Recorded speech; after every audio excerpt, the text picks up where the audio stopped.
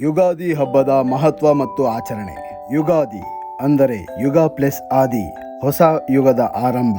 ಇದು ಹಿಂದೂಗಳ ಪ್ರಮುಖ ಹಬ್ಬಗಳಲ್ಲಿ ಒಂದಾಗಿದ್ದು ಚೈತ್ರ ಮಾಸದ ಮೊದಲ ದಿನದಂದು ಸಾಮಾನ್ಯವಾಗಿ ಮಾರ್ಚ್ ಅಥವಾ ಏಪ್ರಿಲ್ನಲ್ಲಿ ಆಚರಿಸಲಾಗುತ್ತದೆ.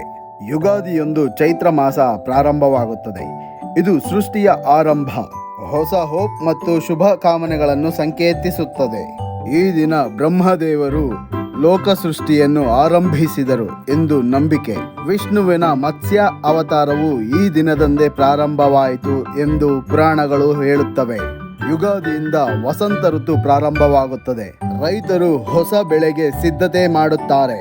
ಜ್ಯೋತಿಷ್ಯದ ಪ್ರಕಾರ ಸೂರ್ಯನು ಮೇಷರಾಶಿಗೆ ಪ್ರವೇಶಿಸುವ ದಿನ ಇಂದು.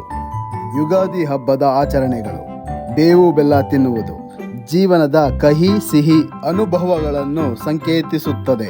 ಹರಳೆಣ್ಣೆಯ ಸ್ನಾನ ದೇಹ ಶುದ್ಧಿ ಮತ್ತು ಹೊಸತನದ ಸಂಕೇತ. ಮಾವು ಮತ್ತು ಬೇವಿನೆಲೆಯ ತೋರಣಗಳು ಸಂಪತ್ತು ಮತ್ತು ಶುಭದ ಸಂಕೇತ.